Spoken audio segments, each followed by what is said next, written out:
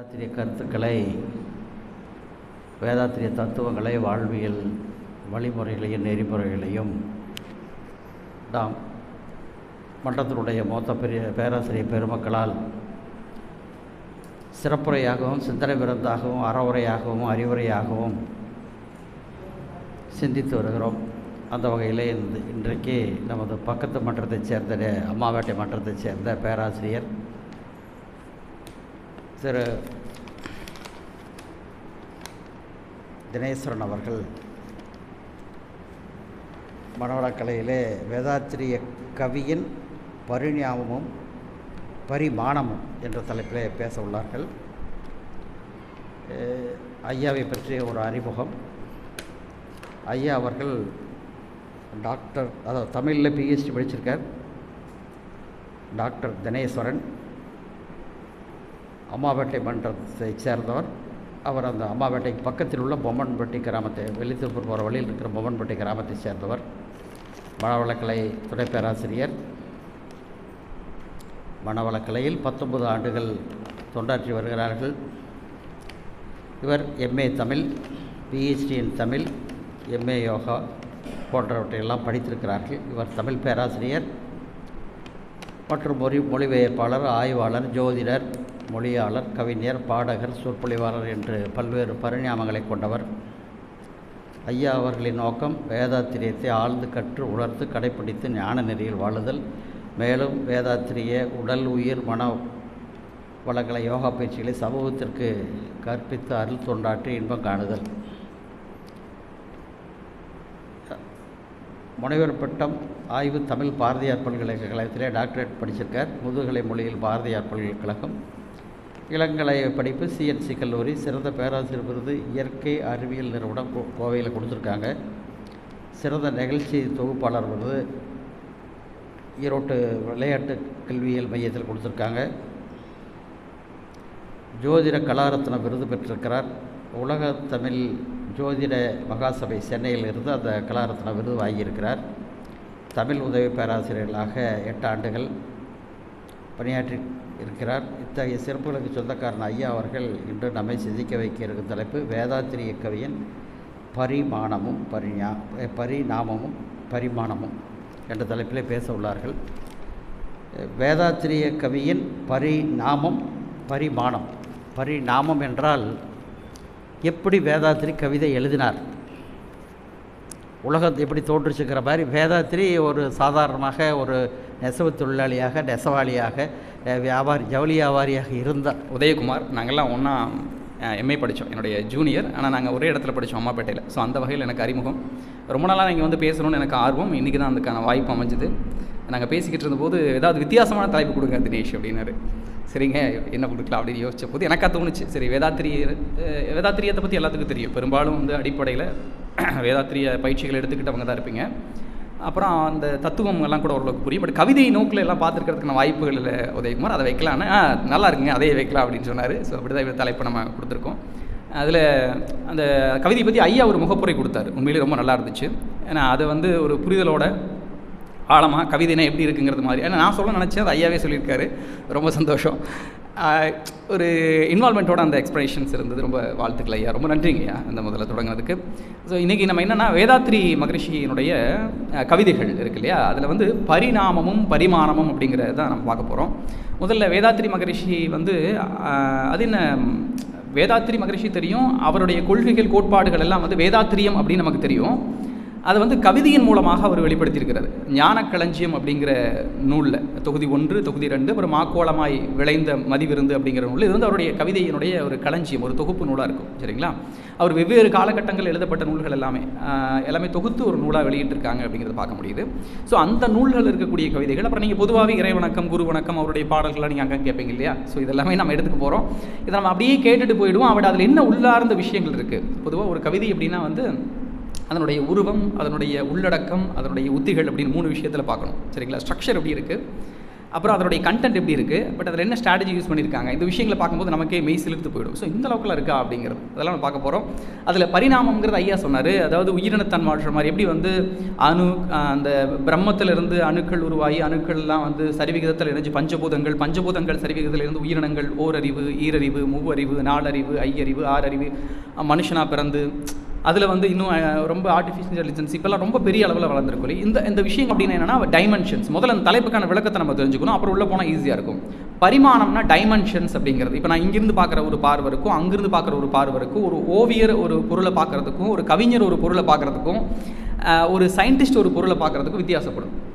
பரிமாணங்கள் அப்படிங்கிறது வந்து நம்முடைய நோக்கு அப்படிப்போம். இந்த வார்த்தை பாருங்கள், நோக்கு அப்படின்னா வந்து நம்ம என்ன மாதிரியான பார்வையோட கமர்ஷியலாக பார்க்குறோமா, அன்பாக பார்க்குறோமா, ஏளனமாக பார்க்குறோமா, கேவலமாக பார்க்குறோமா, அந்த நோக்குங்கிறது என்ன உணர்வோடு பார்க்குறோம் அப்படிங்கிறது, என்ன மாதிரியான அறிவோடு பார்க்குறோம் அப்படிங்கிறத வந்து அந்த பரிமாணம் அப்படிங்கிற விஷயம், டைமென்ஷன்ஸ் அப்படின்னு சொல்லுவாங்க. ஸோ இந்த டைமென்ஷன் அதில் கவிதை, அதில் குறிப்பாக கவிதையை தான் நம்ம எடுத்துக்கிறோம். சரிங்களா, அவருடைய ஏராளமான கவிதைகள் இருக்குது. அந்த கவிதையை பொதுவாக கவிதைன்னு என்னென்னா மொழியில் நிறைய ஜேர்னஸ் இருக்கும், அதாவது இலக்கிய வகைமைகள்னு சொல்லுவோம். கவிதை இருக்கும், கதை இருக்கும், நாடகம் இருக்கும், அப்புறம் வந்து பயண இலக்கியங்கள் இருக்கும், தன் வரலாறு இருக்கும், இப்படி வித்தியாசமான இலக்கிய வகைகள் இருக்கும். கவிதைங்கிறது வந்து ஆரம்ப காலகட்டத்திலிருந்தே இருக்குது. நம்ம வந்து தமிழ் இலக்கியத்தில் ஆகட்டும், இன்னும் பெரிய ஒரு கிளாசிக்கல் லாங்குவேஜில் எல்லாமே கவிதைங்கிறது இருக்கும். பட் நம்ம தமிழ் இலக்கியத்தில் மரபு கவிதைகளாக இருந்திருக்கு. அதாவது எதுகை, மோனை, யாப்பு, சந்தம், நயம், இறைச்சி, உள்ளுரை, உவமம், உருவகம், இப்படியெல்லாம் நிறைய அந்த ஸ்ட்ராட்டஜிக்கல் மெத்தடோடு இருந்திருக்கு. ஆனால் ஐயாவுடைய இது அவர் சொன்ன மாதிரி ரொம்ப எளிமையாக இருக்கும், ஒரு ப்ரோஸ் மாதிரி இருக்கும். அதாவது அடிப்படை எழுத்தறிவு இருந்தாலே அந்த கவிதையை புரிஞ்சிக்கக்கூடிய அளவு இருக்கும். அங்கங்கே சில இலக்கிய வார்த்தைகளை பயன்படுத்தியிருப்பார், ஆனால் பெரும்பாலும் எளிமையாக இருக்குங்கிறதான் அவருடைய கவிதைகள். பார்த்துட்டோம்னா அவர் வள்ளலாருடைய பின்பற்றி வந்தவர் அப்படிங்கிறதுனால அந்த 4 வார்த்தைகளோட 8 அடிகளோடு இருக்கும், பெரும்பான்மை எப்படி இருக்கும். சரிங்களா. ஸோ இந்த கவிதை எப்படின்னா என்னென்னா, அது வந்து ஒரு மொழியில் ஒரு சிக்கனமான ஒரு வடிவம் தேர்ந்து, எப்படி நம்ம மணிகளை வந்து கோர்ப்போம் இல்லையா, மரகதம், மாணிக்கம், வைரம், வைடூரியம், இதெல்லாம் தேர்ந்து அப்படியே வந்து மாலையாக நம்ம கோர்ப்போம் பாருங்க, நம்ம பூக்களை தேர்ந்து கோர்ப்போம் பாருங்க. அந்த மாதிரி வார்த்தைகளை வந்து ஏதோ கிடைக்கிற வார்த்தையெல்லாம் இல்லை, கிடைக்கிறதுல சிறந்த வார்த்தைகளை எடுத்து அப்படியே கோர்க்கிறது. அதில் வந்து அது அவருடைய பாணியிலேயே, அவருடைய கவிதையிலேயே, அந்த கவிதை குறித்து கவிதை, இது மெட்டாலிங்குஸ்டிக்ஸ் மாதிரி, மெட்டாபிசிக்ஸ் மாதிரி கவிதைக்கு அவரே சொன்ன கவிதை பார்த்துங்க. ஏன்னா கவி என்றால் இசைத்தற்கு ஒளிமுகப்பு கருத்துயர்வு ஒழுங்காக அமைய வேண்டும். அவரே கவிதை பற்றி சொல்கிறார். இப்போ நான் சொல்கிற கவிதை வந்து வேதாத்திரியாரே சொன்னது. சரிங்களா. கவி என்றால் இசைத்தற்கு ஒளிமுகப்பு கருத்துயர்வு ஒழுங்காக அமைய வேண்டும். ஆதியெனும் பரம்பொருள் மெய்யெழுச்சி பெற்று, இது கவிதை தான். அந்த முகப்பே பாருங்க, ஆதியெனும் பரம்பொருள் மெய்யெழுச்சி, முகப்புனா ஃபெகேட், நுழைதறது, இந்த முகப்பு, அது ஒளி அமைப்பு. கவிதையை பொறுத்த வரைக்கும் அந்த ஒளிங்கிறது முக்கியம், அந்த சவுண்டுங்கிறது முக்கியம். அது எப்பவுமே கவிதை வந்து இசையோடு இயைபுடையதாக இருக்கும். அது என்னென்னா அது மியூசிக்கல் ரித்தமிக்கோடு இருக்குது. அதனால தான் எதுகை, மோனை, சந்தம், நயமெல்லாம் அப்படியே முடுகு நடை, இந்த விஷயங்கள்லாம் அப்படியே ஒழுங்கான. கவி என்றால் இசைத்தற்கு ஒளி முகப்பு கருத்துயர்வுங்கிறார். ஏனோ தானோன்னு சொல்லிட்டு ஒரு விதமான சஞ்சலத்தை, சபலத்தை, ஒரு விதமான பாதிப்பை ஏற்படுத்துகிற மாதிரிலாம் இருக்கக்கூடாது, கருத்தை உயர்வாக வச்சிருக்கணுங்கிறார். கவி என்றால் இசைத்திற்கு ஒளிமுகப்பு கருத்துயர்வு ஒழுங்காக அமைய வேண்டுங்கிற ஒரு ஆர்டராக இருக்கணும். அந்த பேட்டர்ன், ப்ரெசிஷன், ரெகுலாரிட்டிங்கிறாங்க. அந்த வார்த்தைகளை வந்து அடுக்கி வைக்கும்போது அது வந்து மீனிங்ஃபுல்லாகவும் இருக்கணும், அதே போல் ப்ரொசோடிக்கல் ஃபீச்சர்ஸோடு இருக்கணும் அப்படிங்கிற விஷயத்தை அவர் சொல்கிறாரு. கவி என்றால் பொருள், காமம், அறம், வீடு என்ற கருத்து 4 கடமையறம் உணர்த்த வேண்டும் அப்படிங்கிறாரு. ஸோ எப்பவுமே நூல் பயனால் இது 4 தான், அறம், பொருள், இன்பம், வீடு, பேர். எதுக்காக நம்ம வந்து எத்திக்ஸ், நம்முடைய அறிவியல் சார்ந்த விஷயத்தில் எது நல்லது கெட்டதுன்னு பார்த்து செய்யணும், எது உண்மை பொய்ங்கிறத பார்த்து செய்யணும், நம்ம வந்து ஒரு சீர்மையாக ஒரு ஒழுங்கோடு வாழணும் அப்படிங்கிறது. இதுதான் வந்து கவிதையினுடைய அடிப்படையான, கல்வியினுடைய அடிப்படையான விஷயமா இருக்கும். கவி என்றால் பொருள், காமம், அறம், வீடு என்ற கருத்து 4 கடமையறம் உணர்த்த வேண்டும்ங்கிறார். பொருளாதாரம், நம்ம வந்து நம்ம வாழ்க்கைக்கு தேவையான பொருளாதாரத்தை ஈட்டக்கூடிய விதத்தில் அந்த கவிதைகள் வழிகாட்டணுமா. ஏதோ கவிதையை படிக்கிறோம், அப்படி கேட்டுட்டு போகிறோம், நல்லா இருக்கே அப்படின்ட்டு போகிறதில்ல. எக்கனாமிக்கலாக டெவலப் ஆகிறதுக்கு அது உதவுமா? ஆமாம், வேதாத்திரியாருடைய பொருளாதாரம் சார்ந்த கவிதைகள் இருக்குது. எப்படி வந்து எக்கனாமிக்கலாக டெவலப் பண்ணணும், எக்கனாமிக் சார்ந்த ரீஃபார்மேஷன் இல்லைங்கிறத பற்றியெல்லாம் அவருடைய இன்னும் ஞானக்களஞ்சியத்தில் ரொம்ப ஆழமாக போகும்போது இருக்கும். அதை நான் பின்னாடி இப்போ சொல்கிறேன். பொருளாதாரத்துக்கு மேம்பாடு உடையதாக இருக்கணும். அதே போல் காமம் அப்படிங்கிறாரு. காமம்னா இந்த இடத்துல வந்து ஒரு லஸ்ட் அப்படிங்கிறது மட்டும் கிடையாது, இல் வாழ்க்கை, ஒரு கணவனும் மனைவியும் இணைஞ்சு பிணைஞ்சு வாழக்கூடிய விஷயத்தை சொல்லும். ஒரு மனைவினா யார், கணவனா யார், காமம்னா என்ன, விஷயத்தெல்லாம் அவரே மகரிஷியை சொல்லியிருக்கிறார். அதெல்லாம் பார்க்க போகிறோம். ஸோ காமம் அப்படிங்கிற விஷயத்தை பற்றி சொல்லணும். ஏன்னா அன்பு, காதல் இல்லாமல் மன வாழ்க்கையோ அல்லது இல் வாழ்க்கையோ இனிமையாக இருக்குது. அதில் ஒரு ஹஸ்பண்ட் ஒய்ஃப் இருக்காங்கன்னா அங்கே லவ் இருக்கணும். அந்த லவ்வுக்கு அதை வந்து மோட்டிவேட் பண்ணுற மாதிரி ஒரு ஃபோர்ஸ், ஒரு எனர்ஜியாக இருக்கணுமா அந்த கவிதை. அந்த கவிதையை படிக்கும்போது நமக்குள்ள அந்த அன்புங்கிற விஷயம் ஊறணுமா. பொருள், காமம், அறம், வீடு என்ற, அதே போல் மெய்ஞானத்தை பற்றி அது பேசுமா. திருக்குறளே எப்படி தானே இருக்குது, அறத்துப்பால், பொருட்பால், காமத்துப்பால், அந்த 4வது இருக்கக்கூடிய அந்த மோட்சப்பால், முக்திப்பால் அது இல்லை. ஏன்னா அது வந்து வார்த்தைகளால் சொல்ல முடியாது. மற்ற 3ஐயும் வந்து வெர்பலி வி கேன் எக்ஸ்பிரஸ், நம்ம அதை சொல்ல முடியும். ஆனால் அந்த மோட்சங்கிறது வந்து உணர்ந்து தான் நீங்கள் தெரிஞ்சுக்கணும். அது வந்து வாய்மொழியாக சொல்லுவதல்ல அப்படிங்கிறனால அதை பற்றி வள்ளுவர் பேசலை. ஆனால் மகரிஷி அதை பேசுகிறார், மோட்சத்தை பற்றி, அதாவது முக்தியை பற்றி, வீடு பேற்றை பற்றி, மெய்ஞானத்தை பற்றி, பேரறிவை பற்றி, இதெல்லாமே பேசினாதான் அது கவிதை.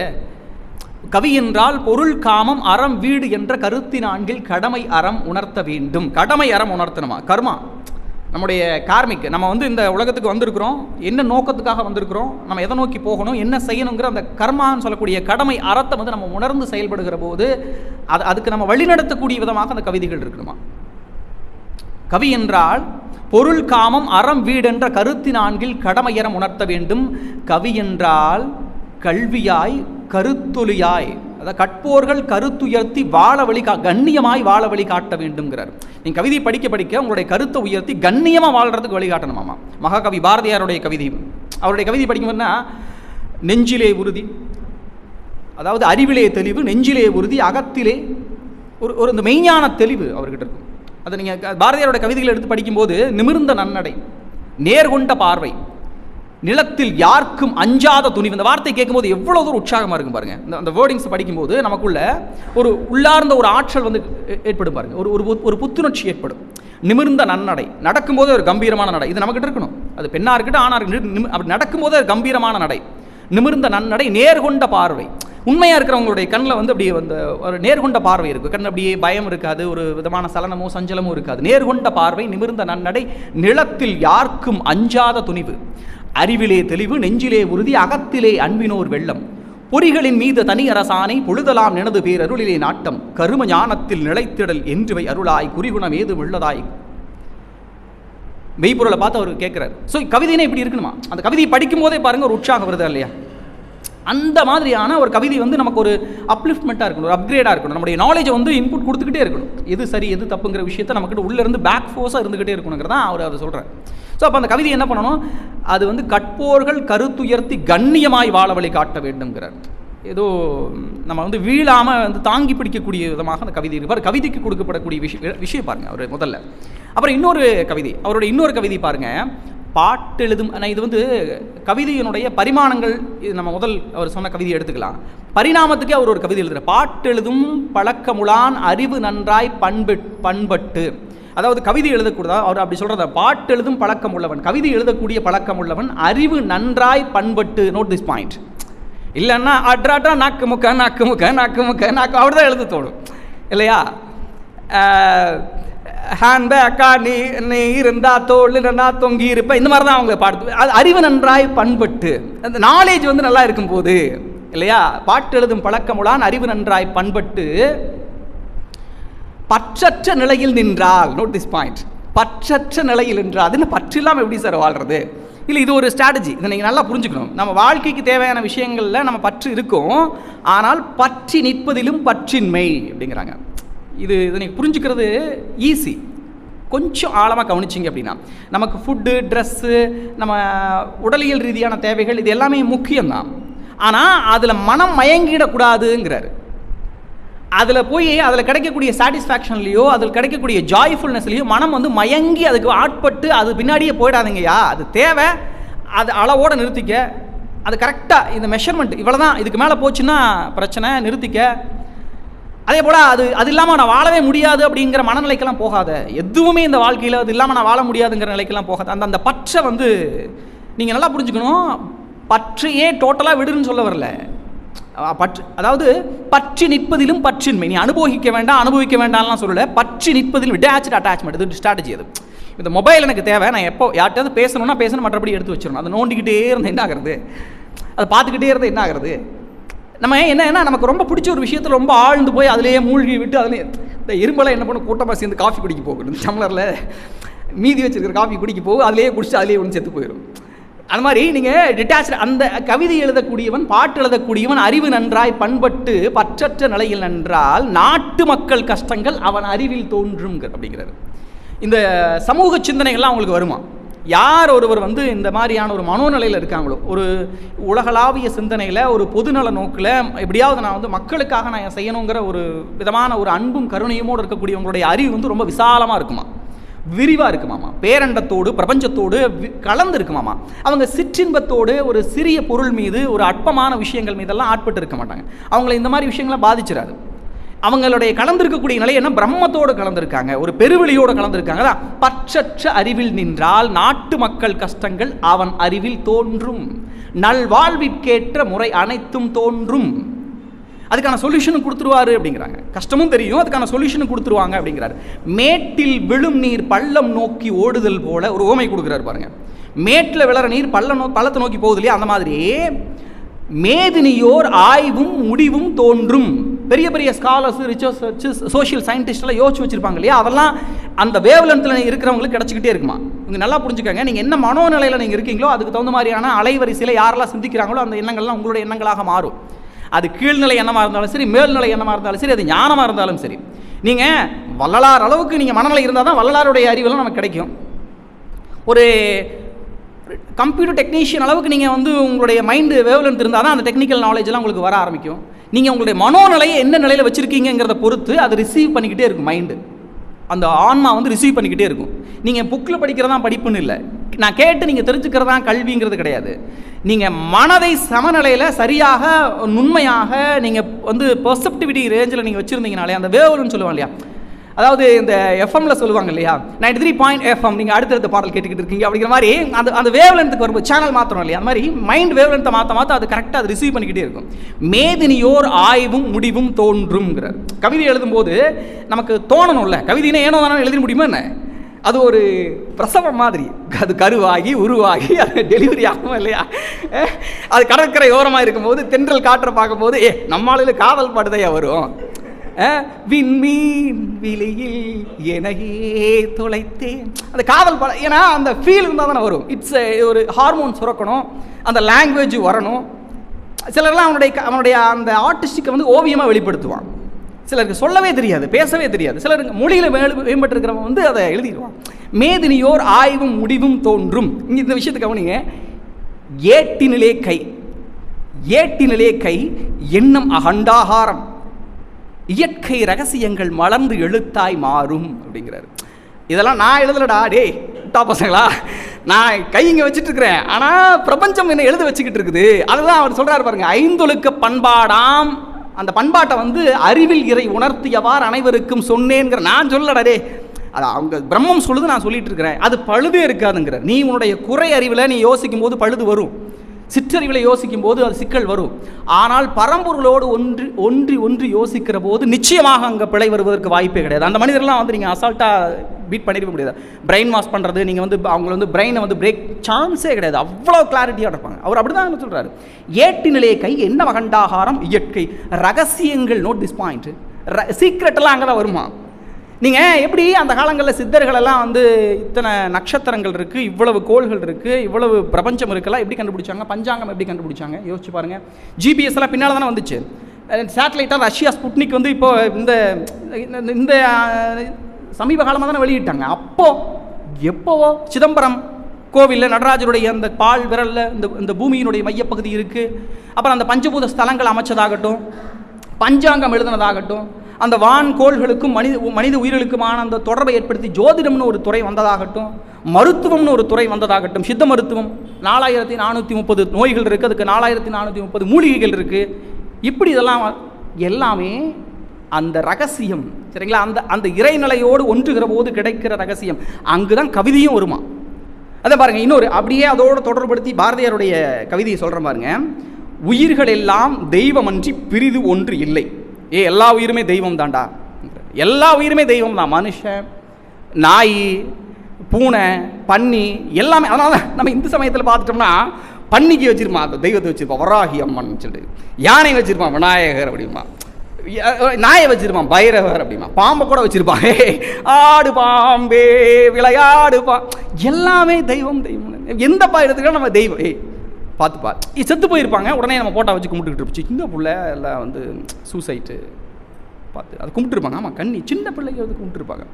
இறந்தவர்கள் வழிபடுறது, நடுகள் வழிபாடு, இந்த போரில் இறந்த வீரர்களை வழிபடுறது, நம்ம எல்லாத்தையுமே. அப்போ உயிர்கள் எல்லாம் தெய்வம் அன்றி பிரிதொன்றில்லை, ஊர்வனவும் ஸ்னேக் எல்லாமே ஊர்வனவும் பரப்பனவும் கருடன் இல்லையா, கருடாழ்வார வணங்குறமா இல்லையா, ஊர்வனவும் பரப்பனவும் நேரே தெய்வம், அது எல்லாமே தெய்வத்துக்கு நேரானது. ஊர்வனவும் பரப்பனவும் நேரே தெய்வம், பயிலும் உயிர் வகை மட்டும் இன்றி. இவ்வாறு நம்ம அனிமேட் திங்ஸ் மட்டும் கிடையாது, பயிலும் உயிர் வகை மட்டுமின்றி, நான் சொல்லக்கூடிய மனிதர்களோ பூச்சிகளோ பறவைகளோ விலங்குகளோ மட்டுமின்றி இங்கு பார்க்கின்ற பொருட்கள் அனைத்தும் தெய்வம் கண்டீர். இந்த ஃபேன், இந்த மைக், இந்த ஃபோன், இந்த டெஸ்க்கு, இந்த போர்டு எல்லாமே தெய்வம். முட்டா பயிலாக இருக்கீங்க, அதெல்லாம் எப்படி தெய்வம் ஆகும்? எஸ், நீங்கள் ஒரு உங்களுக்கு புரியுற மாதிரி ஒன்று சொல்கிறேன். நீங்கள் ஒரு பைக் வச்சுருக்கீங்கன்னு வச்சுக்கோங்க. அந்த பைக்கு நீங்கள் என்ன மாதிரியான ஃபீலோடு அதை வச்சுருக்கீங்கிறது முக்கியம். ஏதோ ஒரு பொருள், அந்த பொருளுக்கும் உங்களுக்குமான அந்த உறவு நிலை இருக்கு இல்லையா, அது ஆத்மார்த்தமானதாக இருக்கணும்.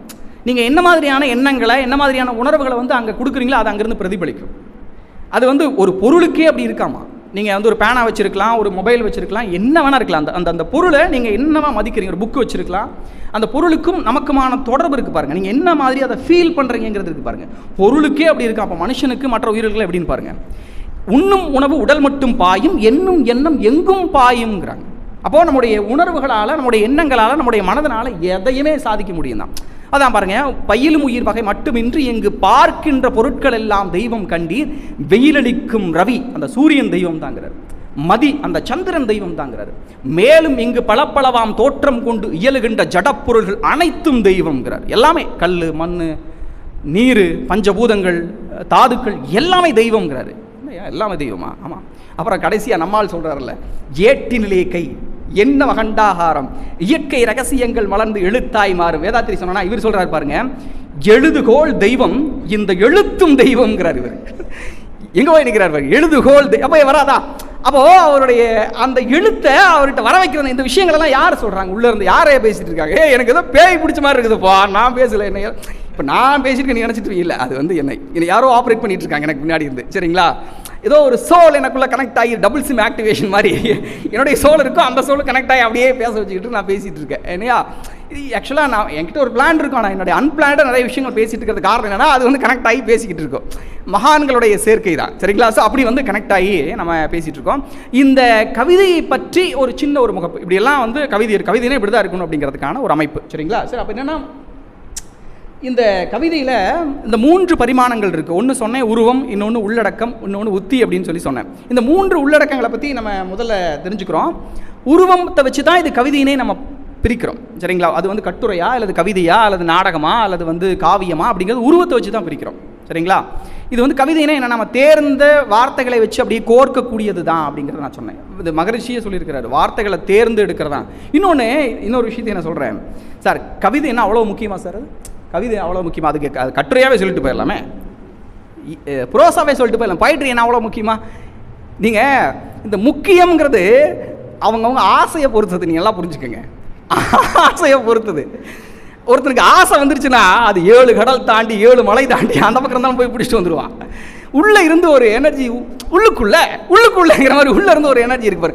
ஆசையால் அறையலுற்றேன்பா. நான் எழுதுகிற இலக்கியங்களாகட்டும், நான் பண்ணுற விஷயங்களாகட்டும், உள்ளே இருந்து ஒரு ஆசை உத்வேகம் வந்துடுச்சுன்னா எழுத ஆரம்பிச்சிருவாங்க, படிக்க ஆரம்பிச்சிருவாங்க, ஒரு விஷயத்தை தெரிஞ்சுக்க ஆரம்பிச்சிருவாங்க, அடைய ஆரம்பிச்சிருவாங்க. ஸோ அப்படி வந்த நிலையில் இந்த கவிதைக்கு ஒரு மகரிஷி ஒரு விளக்கம் கொடுக்குறாரு பாருங்க. பாடல் பல படித்து வரும் பழக்கம் மூடர்களை கூட பேரறிஞராக்கும்ங்கிறார். உண்மைதான். நீங்கள் பாட்டை படிச்சுக்கிட்டே, பாட்டுன்னா நான் சொல்கிறேன் இந்த பாட்டு, நீங்கள் அந்த பாட்டு கிடையாது. சரி, இந்த சினிமா பாட்டு இல்லை,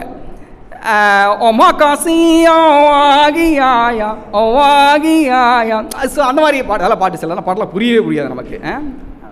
என்னன்னா அல்லுமா டோல்லுமா ஐசாலக்கடிமா இல்லையாரே ஒன்றும் புரியல, அந்த பாட்டு இல்லை. இவங்க எழுதுகிற பாட்டு நான் சொல்கிறது மகரிஷி, இவங்க இந்த பேட்ச், இந்த பெரியவங்க இருக்காங்க, சீனியர்ஸ் இருக்காங்க பாருங்கள், இவங்க பேட்சில் வரக்கூடிய பாடல்கள் வள்ளலாருடைய பாட்டு, திருமந்திரம், அப்புறம் வந்து திருவருட்பா, திருப்புகழ், இந்த மாதிரி பெரிய மகான்கள், தேவாரம், திருவாசகம், அப்புறம் 4000 திவ்ய பிரபந்தம், இந்த மாதிரியான கீர்த்தனைகள், இந்த மாதிரியான பாடல்களை படிக்கும்போது அங்கே தான் விஷயம் இருக்கும். நமக்கு வந்து நிறைய விஷயங்கள் அங்கே தான் புலப்பட ஆரம்பிக்கும். ஸோ பாடல் பல படித்து வரும் பழக்கம் மூடர்களை கூட பேரறிஞர் ஆக்கும். அப்போ பாட்டு ஏன் கவிதை பற்றி இன்றைக்கி நம்ம பேசுகிறோன்னா, கவிதையை நீங்கள் நல்லா புரிஞ்சுக்கோங்க. கவிதையை ஒரு பாட்டை நீங்கள் கேட்குறீங்க, கேட்ட நல்லா இருக்கே அப்படின்னு நமக்கு தோணும் இல்லை. அந்த நல்லா இருக்கேன்னு தோன்றதுக்கு பின்னால் நிறைய விஷயங்கள் இருக்கும். இளையராஜா ஒரு கம்போஸ் பண்ணுறாரு, ஒரு வைரமுத்து ஒரு வரிகளை பாடல் எழுதுறாரு, வாலி எழுதுறாரு அப்படின்னா அந்த பாட்டை, அந்த இசையை நீங்கள் எந்த அளவுக்கு நீங்கள் நுட்பமாக நீங்கள் உணர்றீங்களோ, தெரிஞ்சுக்கிறீங்களோ, அந்த அளவுக்கு இன்பம் அதிகரிச்சுக்கிட்டே இருக்கும். நல்லா புரிஞ்சுக்க. இது இப்படி சொல்கிறேன், புலம் மிக்கவரை புலமை தெரிதல் புலம் மிக்கவர்க்கே புலனாம். ஒன்றுமே புரியலப்பா, என்னப்பா சொல்கிறீ அப்படிங்கிறீங்க. அதாவது நீங்கள் திருக்குறளை புரிந்து கொள்ள வேண்டும் என்றால், ஐயா திருக்குறளை நீங்கள் புரிந்து கொள்ள வேண்டும் என்றால் நீங்கள் திருவள்ளுவராகவே மாற வேண்டும். மூலதனம் கார்ல் மார்க்ஸ் எழுதுன அந்த பொருளாதாரம் சார்ந்த தத்துவத்தை நீங்கள் புரிஞ்சுக்கணும் அப்படின்னா நீங்கள் கார்ல் மார்க்ஸாகவே மாற வேண்டும். அப்போ தான் நீங்கள் 100% புரிஞ்சுக்க முடியும். நீங்கள் என்ன புரிஞ்சுக்கணும்னு நீங்கள் என்னையாவே நானாகவே மாறணும், அப்போ தான் புரிஞ்சுக்க முடியும். நான் உங்களை புரிஞ்சுக்கணும், உங்களாவே மாறணும். அதான் வந்து என்ன சிம்பத்தி எம்பத்தின்னு சொல்கிறேன் இல்லையா, அவங்க லெவலுக்கு போய் நீங்கள் நாம் வேறு வேறு வேறு வேறு விஷயங்களை மாற கற்றுக்கணும். அவங்க இடத்துல இருந்து போய் பார்க்கணும். அதே எப்பொருளை எச்சைகளை எக்குணத்தை எவ்வுயரை ஒருவர் அடிக்கடி நினைந்தால் சொல்கிறாரா இல்லையா, இப்படி அதுவாகவே மாறுகிற ஒரு தன்மை. அப்போது அந்த கவிதையை புரிந்து கொள்வதற்கு நான் சொல்ல வந்த விஷயம் தான், கவிதையை நீங்கள் புரிஞ்சுக்கணும் அப்படின்னா, அந்த கவிதையில் இருக்கக்கூடிய உட்பொருளை, கவிதையினுடைய உத்திகள் எல்லாம் புரிஞ்சுக்கணும் அப்படின்னா அதை பற்றி தெரிஞ்சிருக்கும் போது நமக்கு இன்பங்கள் ரொம்ப ரொம்ப அதிகமாக இருக்கும். நம்மெல்லாம் வந்து சாப்பிட்ற விஷயத்தில் ரொம்ப ஹாப்பியாக இருப்போம். நமக்கு பிடிச்ச ஃபுட்டு. நீங்கள் நான் நல்லா சாப்பிட்றேன், யாரெல்லாம் நல்லா சாப்பிடுவீங்க கை தூக்குங்க ப்ளீஸ். நான் நல்லா சாப்பிடுவேன் சார். யாருமே நல்லா சாப்பிட மாட்டீங்களா? அப்போ நான் நல்லா சாப்பிடுவேன். எப்படின்னா நல்லா சாப்பிட்றது அப்படிங்கிறது வந்து நிறையா சாப்பிட்றது இல்லை, நமக்கு பிடிச்ச உணவுகளை தேர்ந்து சாப்பிட்றது அப்படின்னு இல்லை. இப்போது நீங்கள் நல்லா சாப்பிட்றது அப்படின்னா, நீங்கள் ஒரு ஃபுட்டை சாப்பிட்றீங்க அப்படின்னா அதில் காரம், உப்பு, புளிப்பு, அறுசுவை என்ன ரேஷியோவில் இருக்குது, என்ன ஸ்மெல் இருக்குது, என்ன ஃப்ராக்ரன்ஸ் இருக்குது, என்ன மாதிரியான ஒரு மூலிகை சார்ந்த அல்லது மருத்துவம் சார்ந்த மெடிக்கல் பெர்ஸ்பெக்டிவ் இருக்குது, எல்லாமே அனலைஸ் பண்ணி சாப்பிட்றது. நீங்கள் ஃபுட்டை வந்து நீங்கள் பார்க்குறப்ப என்ன எப்படி கொதிக்க வச்சுருப்பாங்க, எப்படி வறுத்துருப்பாங்க, எப்படி வதக்கியிருப்பாங்க, என்ன சீரகம் போட்டிருக்காங்களா, என்ன மிளகு போட்டிருக்காங்களா. நீங்கள் நல்லா சாப்பிட தெரிஞ்ச ஒருத்தர் சமைக்க தெரியும். நீங்கள் ஒரு கலைஞராக, ஒரு சுவைஞராக நீங்கள் வந்து உங்களை நீங்கள் வச்சுருக்கீங்கன்னா உங்களால் உருவாக்கவும் முடியுங்கிறனா. ஒரு டைரக்டர் ஒரு நல்ல ஒரு கலைஞராக இருப்பான்.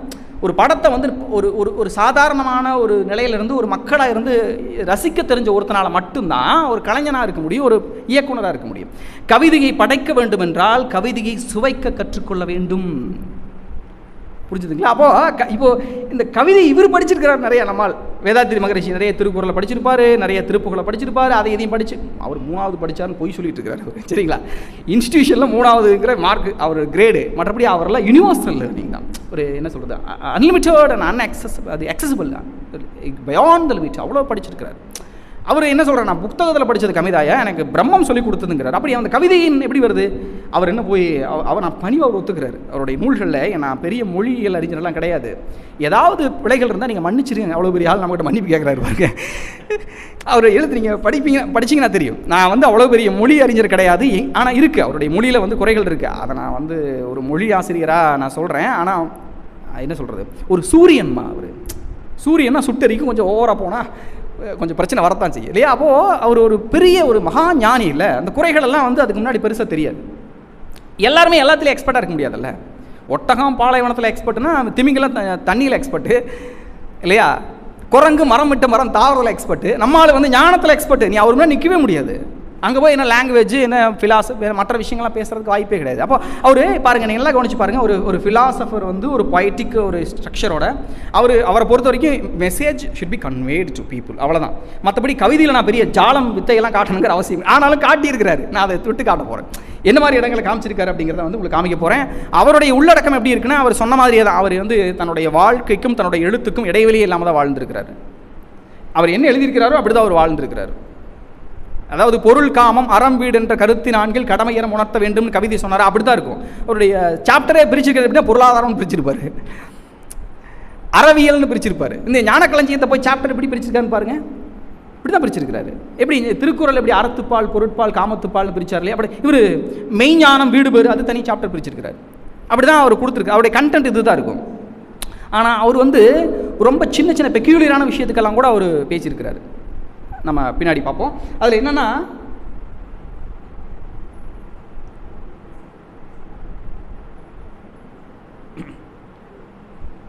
இந்த இலக்கியத்தில் நம்ம கவிதையை பொறுத்த வரைக்கும் நம்ம அந்த நுட்பங்களை தெரிஞ்சுக்கிட்டோம்னா அதை சுவைக்கிறது ஈஸி அப்படின்னு சொன்னோம் இல்லையா.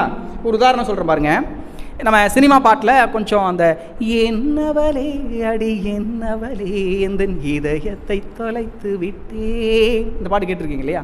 அதில் ஒரு வரி வரும், வயிற்றுக்கும் தொண்டைக்கும் உருவமில்லாத ஒரு உருண்டையும் உருளுதடி.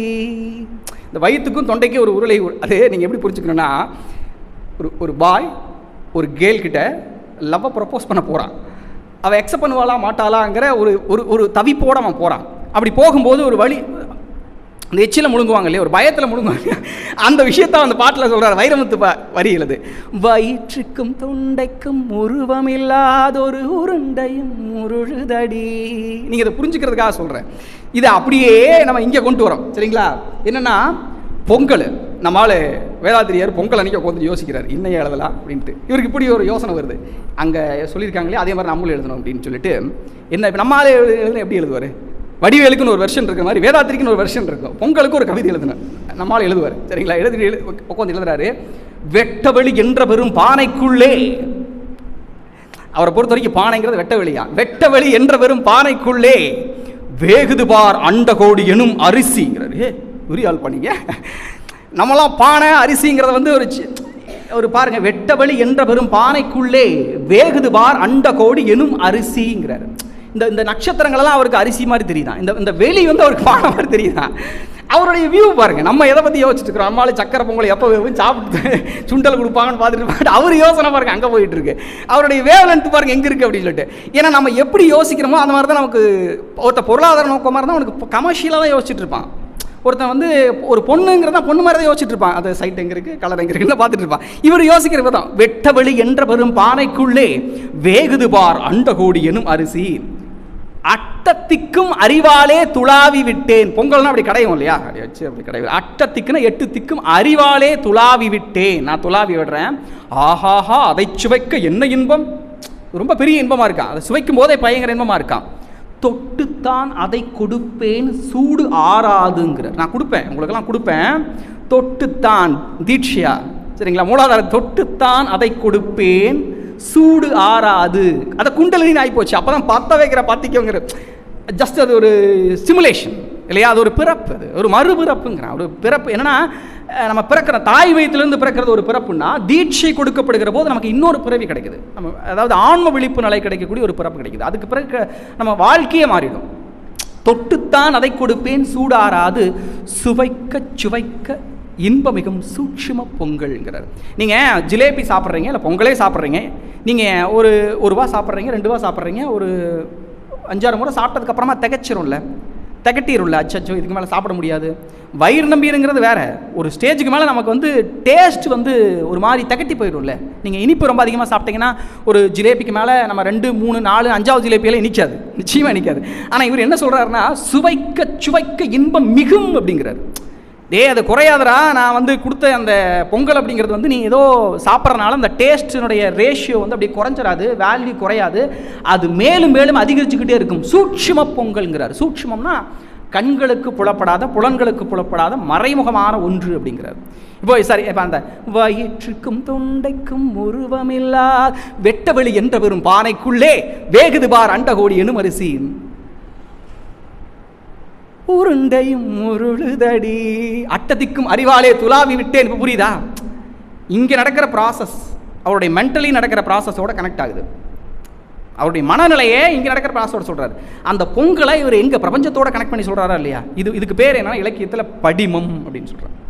படிமம் அப்படிங்கிற ஒரு வார்த்தை. படிமம்னா தங்க மாதுளை செங்கனி பிளந்த மாணிக்கம் அந்த மதலையின் சிரிப்பு. நான் மெதுவாக சொல்கிற பாருங்க. தங்க மாதுளை செங்கனி பிளந்த மாணிக்கம் அந்த மதலையின் சிரிப்பு. அந்த குழந்தை சிரிச்சுதுங்கிறத கூட நான் சொல்லலை. அது எப்படி சிரிக்குதுங்கிறத அப்படியே காட்சிப்படுத்துகிறாங்க இல்லையா? அதுக்கு பேர் ஃபாசில்ஸ்ன்னு சொல்லுவாங்க.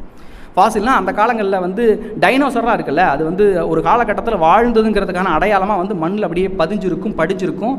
அந்த அமைப்பை வச்சுக்கிட்டு மீண்டும் அந்த உயிரினங்களை உருவாக்க முடியுமான்னு ஆய்வு செஞ்சு தான் டைனோசர் படத்தில் எடுத்தாங்க.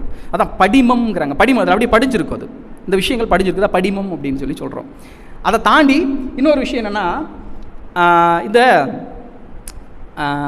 திருப்புகழ் இருக்குல்ல, திருப்புகழில் நாதவிந்து கலாதி நமோ நம, வேத மந்திரஸ்வரூபா நமோ நம. இந்த பாட்டை விட இன்னொன்று கேள்விப்படு. முத்தை தருபக்தி திருநகை அத்திக்கிற சக்தி சரபன முக்தி குருவித்து குருபரையன போதும். இது வந்து முடுகு நடையாக இருக்கும். அதாவது எல்லாமே வந்து ஸ்ருதியை வந்து மையமாக விட்டு இருக்கக்கூடிய ஒரு நிலையில் இவர் அருணகிரிநாதர் மட்டும் தாளத்துக்கு முக்கியத்துவம் கொடுத்துருந்தார். தாளம் டம் டக்க டம் டக்க டம் டக்க டம் டக்க நாதவிந்து டும் டக்க டக்க டின டம் டக்க டக்க டின டம் டக்க கலாதி நமோ நம டும் டக்க டக்க டக்க டம் டக்க டக்க தாளத்துக்கு இருக்கு. முத்தை டும் டும் டக்க டக்க டக்க டும் டும் டக்க டக்க டக்க முத்தை. இப்போ இவர் என்ன பண்ணுறார்? நம்மால் உச்ச உலகியலோடு ஒழுகி இல்லறம் ஆற்றி, இது நம்மால் கவிதை கேளுங்க. உச்ச உலகியலோடு இல்லறம் ஆற்றி பெற்ற அறிவின் உயர்வே பெரும் துறவு, மற்ற வழி முற்றாத காயதனை மூடி வைத்தே கனிய பெற்றது போல் ஆகும் பிழைங்கிறார். இதே இப்படி சொன்னா உங்களுக்கு புரியாது. ஓ சவுலகி எல்லோடு ஒழுகி சக்கு சின்ன சக்கு சின்ன சக்கு சின்ன ஓ சவுலகி எல்லோடு ஒழுகி இல்லறம் ஆற்றி பெற்ற அறிவின் உயர்வே பெரும் துறவு, மற்ற வழி முற்றாத காயதனை மூடி வைத்த கனிய பெற்றது போலாக பிழை. நீங்க ஏதோ ராப் சாங் எங்கேயோ பாடுற இல்லை, இவருடைய வரிதான் இது. நான் பாடுறது வந்து வேதாத்திரி மகரிஷியினுடைய வரிதான். உச்ச உலகியலோடு ஒழுகி இல்லறம் ஆற்றி, அந்த அந்த முடுகு நடை இருக்குல்ல, அந்த ஸ்பீட் இருக்குல்ல, பட பட பட பட பட பட பட பட பட பட பட இவருடைய கவிதையில் எடுத்து ஆண்டு இருக்கிறார். உச்ச உலகியலோடு ஒழுகி இல்லற, அதனுடைய பொருளையும் நீங்கள் தெரிஞ்சுக்கணும். சிலரெல்லாம் நான் மொரட்டு சிங்கிள்னு சொல்லி சுற்றிட்டு இருப்போம் பாருங்க. நான் மொரட்டு single, no love, no womens, no commitment, no மேரேஜ்னு. ஆக்சுவலாக மொரட்டு சிங்கிள் அப்படிங்கிறது வேற, பிரம்மச்சரியம்ங்கிறது நம்ம லாங்குவேஜில் சொல்லணும்னா பிரம்மச்சரியம்ங்கிறது. இவன் தனக்கு ஆள் இல்லைங்கிறத பிரபலப்படுத்திக்கிறதுக்காக தன்னை மொரட்டு சிங்கிள்னு சொல்லுவான். உற்ற உலகியலோடு ஒழுகி இல்லறம் ஆற்றி பெற்ற அறிவின் உயர்வே பெரும் துறவுங்கிறார். டேய், நீ வந்து துறவினா கல்யாணம் வேண்டாம், குழந்தை வேண்டாம், குடும்பம் வேண்டாம்னு போகிறதுக்கு பேரெல்லாம் துறவு கிடையாதுடா. நீ குடும்ப வாழ்க்கையில் இறங்கி உற்ற உலகியலோடு ஒழுகி, இந்த உலகம் எப்படி போகுது? கல்யாணம் பண்ணிக்கும், குழந்தை பத்துக்கும், பேரம்பத்தியெல்லாம் எடுக்கும், காது குத்து இதெல்லாம் இருக்க தானே செய்யும். கடைசியில் போகிற வரைக்கும் உற்ற உலகியலோடு ஒழுகி இல்லறம் ஆற்றி, the best quality is family life. போங்க தம்பி, எங்களுக்கெல்லாம் தெரியும், நாங்கள் வாங்குற அடி அப்படிங்க. இல்லை, அது உண்மை. அது 1008 பிரச்சனை இருந்தாலும் அதை பெஸ்ட்டுங்கிறாங்க. ஃபேமிலி லைஃப், புருஷன் பிரச்சனை இருந்தாலும் வாழ்ந்தான் ஆகணும், பொண்டாட்டி அடித்தாலும் கேட்டுதான் ஆகணும் அப்படிங்கிற மாதிரி அந்த ஹஸ்பண்ட் அண்ட் ஒய்ஃபு, அங்கே ஃபேமிலி லைஃபு ஸ்ட்ரக்சரு, இந்த விஷயங்கள்லாம் முக்கியம். அதில் 1008 பிரச்சனை வரலாம், மாமனார் மாமியார் கடன் அது இது நிறைய வரலாம். ஆனால் ஃபேமிலி லைஃப் இஸ் பெஸ்ட். நீ என்ன வேணால் வச்சுக்க, நான் சொல்கிறேன். உற்ற உலகியலோடு ஒழுகி இல்லறம் ஆற்றி பெற்ற அறிவின் உயர்வே பெரும் துறவு. அதில் கிடைக்கிற அந்த எக்ஸ்பீரியன்ஸ், அந்த நாலேஜ், அந்த ஸ்கில், அந்த அதில் கிடைக்கிற அந்த ஆற்றல் வேற எதுலையும் கிடையாது. வேதாத்திரி சொல்கிறார், அதில் கிடைக்கிற எனர்ஜி, அந்த ஸ்கில், அந்த நாலேஜ் வந்து வேற எதுலையுமே கிடைக்காதுங்கிறார். உச்ச உலகியலோடு ஒழுகி இல்லறம் ஆற்றி பெற்ற அறிவின் உயர்வே பெரும் துறவுங்கிறார். அங்கே நீ துறவு செய்வில்லை, சில விஷயங்களை சகிச்சுக்கோல, மனைவிக்காக அவள் கேட்குறாட வாங்கி கொடுத்துட்டு போகலாண்டா. அங்கே ஒரு துறவு வருதில்லை. பையனுக்காக, பையன் ஸ்கூட்டர் கேட்குறான், பரவாயில்ல கடனாலும் பரவாயில்ல, அவனுக்கு வாங்கி கொடுக்குறேன், ஒரு சிரமம் தான் பட வேண்டியிருக்குது. அப்போ அந்த துறவு, அந்த உண்மையான துறவே அங்கே தான். குழந்தையே வேண்டாம், எனக்கு முனைவியே வேண்டாம், எனக்கு கணவரே வேண்டான்னு போய் தனியாக போயிட்டு அதுக்கு எல்லாம் துறவு கிடையாது. அது உண்மை துறவு இல்லைங்க, நல்லா புரிஞ்சுக்கோங்க. அவரே அந்த உறவிலே கண்ட உண்மை நிலை தெளிவே துறவுன்னு சொல்லுவார். அவர் துறவுனா கம்ப்ளீட்டாக நீங்கள் வந்து கிவிங் அப் கிடையாது, கம்ப்ளீட்டாக அவாய்ட் பண்ணுறது கிடையாது. உண்மை நிலை தெளிவுங்கிறார். உணர்ந்து தெளிந்து அதுக்கும் நமக்குமான இடைவெளியை சரியாக பிறகு இந்த மைக்குக்கும் எனக்குமான வரேன். இங்கே போயிட்டு நல்லா உங்களுக்கு கேட்காது, அவ்வளோவா. ரொம்ப பக்கத்தில் வந்துட்டாலும் உங்களுக்கு காது ரொம்ப வலிக்கும் இல்லை. நான் வச்சுருக்க டிஸ்டன்ஸ் எவ்வளோ டிஸ்டன்ஸ் இருக்கணும், எனக்கு இதுக்குமான உறவு எவ்வளோ டிஸ்டன்ஸ். அதனால தான் யாரையும் ரொம்ப நெருங்கியும் போயிடக்கூடாது, ரொம்ப விலகியும் வந்துடக்கூடாது. நீங்கள் அந்த இடைவெளியை சரியாக தெரிஞ்சு வச்சுக்கூடாது. அது கணவராகவே இருந்தாலும் சரி, தாயாகவே இருந்தாலும் சரி, அது இடைவெளியை சரியாக பரிணமிச்சு நம்ம அந்த மெயின்டைன் பண்ணிக்கிட்டே இருந்தால் அந்த வாழ்க்கை ரொம்ப இனிமையாக இருக்கும். அகலாது அணுகாது தீக்காய்வார் போல இகழ்வேந்தர் சேர்ந்தொழுகுவார் அப்படிங்கிற மாதிரி மன்னன் கிட்ட ரொம்ப நெருங்கி போயிடக்கூடாது. இப்போ வந்து முதலாளி, இப்போ என்னன்னா முதலாளி, அவங்ககிட்ட ரொம்ப நெருங்கி போயிடக்கூடாது, ரொம்ப விலகி வந்துடக்கூடாது. அதே போல தான் நீங்கள் மனித உறவுகளில் ரொம்ப நெருங்கி போயிடக்கூடாது, ரொம்ப விலகி வந்துடக்கூடாது. அந்த டிஸ்டன்ஸ் எவ்வளோ இருக்கணுங்கிறத மெயின்டைன் பண்ணிக்கிட்டே இருக்கணும். அதான் துறவுங்கிறது உண்மை நிலை தெளிவுங்கிறோம். எனக்கு எவ்வளோ தேவையோ அவ்வளோ தான் எடுத்துக்கணும். உணவு எனக்கு எவ்வளோ தேவை அவ்வளோதான் எடுத்துக்கணும். அதுக்கு மேலே எடுத்தால் வாந்தியாகும், பேதியாகும், கொலஸ்ட்ரால் அது இது நிறைய ஆகிட்டு இருக்கும். அளவு தான். உற்ற உலகியலோடு ஒழுகி இல்லறம் ஆற்றி பெற்ற அறிவின் உயர்வே பெரும் துறவு, மற்ற வழி முற்றாத காயதனை மூடி வைத்தே கனிய பெற்றது போலாகும் பிழைங்கிறார். அதை தவிர செகண்டரி குவாலிட்டி தான் வந்து துறவரமா. சிலர் கல்யாணம் பண்ணிக்க மாட்டாங்களே, விவேகானந்தரை கல்யாணம் பண்ணிக்கல, நிறையா பேர் வந்து கல்யாணம் பண்ணிக்கவே இல்லை. சரிங்களா? அதாவது ஆன்மீக துறையில் இருக்கலாம், அல்லது அவங்க இயற்கையாகவே பேச்சுலர் இருக்கலாம், வாஜ்பாய் மாதிரி, மோடி மாதிரி, சரிங்களா, நேச்சுராகவே எங்கள் பேச்சுலர் இருக்கலாம். இது வந்து செகண்ட் குவாலிட்டிங்கிற. அவங்க 2 பேரில் யாரா கிரேட் 1ன்னா ஃபேமிலி மேன் தான் கிரேட் 1, இவங்களாம் கிரேட் 2. மற்ற வழி அது எப்படிப்பட்டதுங்கிறாரு, அதுக்கு ஒரு உவமை கொடுக்குறாரு பாருங்க. இந்த கவிதையை பொறுத்த வரைக்கும் உவமை தான் முக்கியம். உவமை அப்படிங்கிறது ரொம்ப முக்கியம். அதாவது இது மாதிரின்னு சொல்லுவேன் இல்லையா, மூடி வைத்தே கனிய முற்றாத காய் எதனை, அதாவது காய் வந்து கனியாக மாறாத சமயத்தில் நம்ம வந்து மூடி வச்சு ஹீட் பண்ணி நம்ம கனியை வைப்போம் பாருங்க, அந்த மாதிரி இருக்குமா, செயற்கைத்தனமாக இருக்குமா, நேச்சுரலாக இருக்காது அது. இங்கே பாருங்க, இப்போ ரொம்ப மோசமாக போயிட்டு இருக்குது. ஒரு ஆண் பெண் இணையிறது நல்லது, அதுலேயும் ஒத்த வயசுடையவங்க இணையணும். கொஞ்சம் பின்னா ஒரு 5 வருஷம் இருக்கலாம் ஒரு ஆணுக்கு பெண்ணுக்கும். இப்போ என்ன பண்ணுறான், ஒரு ஆணோட சேர்ந்துக்கிறான். இது இட்ஸ் கல்ச்சருங்க. டே போட கூறு கட்டவனே. ஒரு பெண்ணோட சேர்ந்துக்கிறாங்க, ஒரு அழியோட சேர்ந்துக்கிறாங்க. ஆமாம், இந்த கலாச்சார சீரழிவில் எப்படி போயிட்டு இருக்கு. நேச்சுரல் ஆண் ஒன்று படைச்சிருக்கிறாங்க, பெண்ணுன்னு ஒன்று படைச்சிருக்கிறாங்க. ஆண் பெண் இணைவு அப்படிங்கிறது வந்து அர்த்தநாரீஸ்வர தத்துவம், இயற்கை பிரபஞ்சமே, சக்தி, சிவம், மேடு பள்ளம், இந்த மாதிரியான இது வந்து நேச்சர். இதை போய் நீங்கள் குறைய சொல்ல முடியாது. இதை விட்டுட்டு நீங்கள் வந்து முரண்பட்டு சடுதி மாற்றத்துக்கு ஏற்பட்டு அப்படியே போயிடக்கூடாதுங்கிற விஷயத்தை அதான் இங்கே பாருங்கள், அந்த துறவுங்கிற விஷயத்துக்கு சொல்கிறாங்க. இது எதுக்காக சொன்னோம் அப்படின்னா, அதான் இந்த பச்சை கிளி முத்துச்சரம் முல்லை கொடியாறு, இந்த பாட்டு கேட்டிருக்கீங்க இல்லையா. அந்த முடுகு நடை இறையுணவும் அறநெறியும் இளமை வலிவு துணிவு நான் மக்கட்பேரு, இந்த 16 பேர்கள் சொல்லுவார் இல்லையா, அந்த வரிசைப்படுத்தி சொல்லும்போது இறையுணர்வும் அறநெறியும், இதை நீங்கள் அப்படியே ராப் சாங்கை கன்வெர்ட் பண்ண முடியும். இறையுணர்வும் அறநெறியும் கல்வி தன்னை தாண்டிய மேலமை வலிவு துணிவு நம் மக்கள், அது அப்படியே நீங்கள் கொண்டு போகும்போது ஜஸ்ட் இந்த பீட் சேஞ்ச் பண்ணும்போது அவர் பாருங்கள் ரித்தமிக்க கொடுத்துருக்காரு பாருங்கள். அந்த எதுகையோட, அந்த மோனையோட, அந்த சந்தத்தோட, அந்த நடையோட, அந்த அந்த அந்த ரித்தமிக், அந்த மியூசிக்கல் கன்கார்டன்ஸோடு கொடுத்துருக்காரு. அதான் அந்த கவிதையினுடைய இது அவருக்கே தெரிஞ்சு கொடுத்தாரா தெரியாமல் கொடுத்தாரா அப்படின்னு தெரியல. ஸோ அப்படிமான அந்த கவிதைகளில் நம்ம அந்த மாதிரி விஷயத்தை பார்க்க முடியுது அப்படிங்கிறத பார்க்குறோம். இன்னொன்று என்னென்னா, நம்ம தூங்கும்போது நம்ம தாலாட்டு பாடுவோம் இல்லையா, ஆராரோ ஆரிராரோ. இந்த தாலாட்டு அப்படிங்கிறது வந்து தூக்கம் வராதவங்களை தூங்க வைக்கும். ஏதோ நம்ம மனசில் அழுத்தம் இருக்கும், கவலைகள் இருக்கும், தூக்கமே வரல, பயாலஜிக்கலாக அந்த ஃபிசியலாஜிக்கலாக ஏதோ ஒரு காரணத்தில் தூங்காமல் இருப்போம். அப்போ அந்த தாலாட்டுங்கிற ஒரு பாட்டு வந்து குழந்தைக்கு பயன்படுத்துகிறோம், பெரியவங்களுக்கு இது பயன்படும். தாலாட்டு கேட்கும்போது நமக்குள்ளே தூக்கம் வரும். இங்கே பாருங்கள், தாலாட்டு அப்படிங்கிறது என்னென்னா, நம்ம சைக்கலாஜிக்கலாக நம்மளை தயார் பண்ணி தூங்க வைக்கிறது, மனசில் இருக்கிற கவலைகள்லாம். பாருங்கள், இப்போ தாலாட்டு ரேஞ்சில் என்ன மாதிரி பாட்டு இருக்குது, நம்ம மகரிஷியினுடைய கவிதைனா, மலரே மலரே நீ யார், உன் மனமும் அழகும் வண்ணமும், அதனுடைய ரித்தமே பாருங்க, அப்படியே மைல்டாக போகும். மலரே மலரே நீ யார், குழந்தைகிட்ட அந்த பாட்டை பாடலாம். உன் மனமும் அழகும் வண்ணமும், அது என்னுடைய மனம், உன்னுடைய அழகு, உன்னுடைய வண்ணம், இது எல்லாத்தையுமே கடந்து நான் உன்னை பார்க்குறேன். மலர்னா நமக்கு முன்னாடி தானே தெரியும். மனமும் அழகும் வண்ணமும் பலவாறான நினைவகற்றி பார்க்க உன்னுள் ஆழ்ந்து விட்டேன். இது எல்லாத்தையும் தாண்டி நான் உன்னை பார்க்குறேன். அதுக்கு பிறகு அப்படியே வரும், மறை பொருளான தெய்வமே நீ மறைபொருளான தெய்வம் தான், அணுக்களின் கூட்டு தாங்கிற மாதிரியான பாடல் வரும். இப்போ பாருங்கள், அந்த தாலாட்டுங்கிற ஒரு பாட்டுக்குரிய மெட்டை எங்கே, இந்த மலரே மலரேங்கிறது. அது ஆக்சுவலாக அது சாஃப்டான பாட்டா. இந்த கம்பராமாயணத்தை பற்றி ஐயா சொன்னார். கம்பராமாயணத்தை பொறுத்த வரைக்கும் என்ன மாதிரியான ஒரு அமைப்புனா, இந்த சூர்பனகைன்னு சொல்லிட்டு ஒரு நெகட்டிவ் கேரக்டர் இருக்கும். அது வந்து ஒரு பெண், சரிங்களா.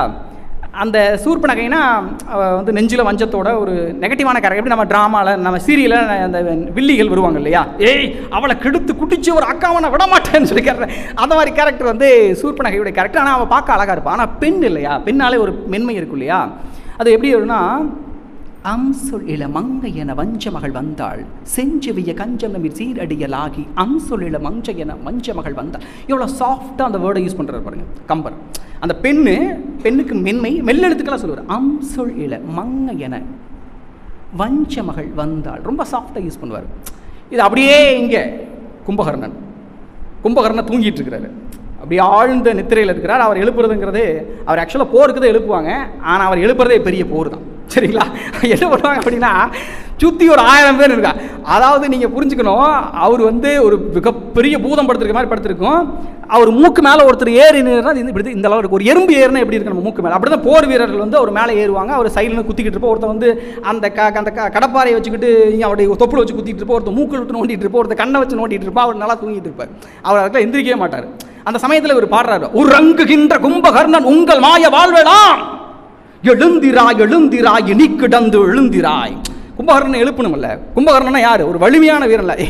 அவர் எந்திரிச்சு சண்டையெல்லாம் போடணும் அவசியம் இல்லை, நடந்து போனாலே போதும், கால் அடியில் செத்து அது நசுங்கியே செத்து போயிடுவானுங்க. எந்திரிச்ச உடனே அவருக்கு என்னன்னா உட்காந்துட்டு அவர் சாப்பிட்றதுக்கு அவர் என்ன அண்டாவாக வந்து சாப்பாடு செஞ்சு வச்சுருப்பாங்க. அவருக்கு நிறைய வெரைட்டி ரைஸ் எல்லாம் செஞ்சு வச்சுருப்பாங்க. சரி, அவருக்கு பிடிச்ச சாப்பாடு. ஏன்னா அவர் வந்து ஒரு மன்னர் அவரை வளர்த்துருக்கிறார். அவர் மன்னரே அவர் சொல்ல போனால் அவருக்கு அவ்வளோ பவர். ஏன்னா யானை கட்டி இது மேய்க்கிறனா விஷயம் இல்லை. அவர் எந்திரிச்சு என்ன பண்ணுவாராமா, அவன் அந்த இவங்கெல்லாம் சண்டை போட்டு குத்தியெல்லாம் அவங்க அந்த அந்த அதெல்லாம் என்ன நினச்சிட்டு பாரு, அந்த ஸ்நாக்ஸ் நடத்தி எடுத்து சாப்பிட்டு வராமா.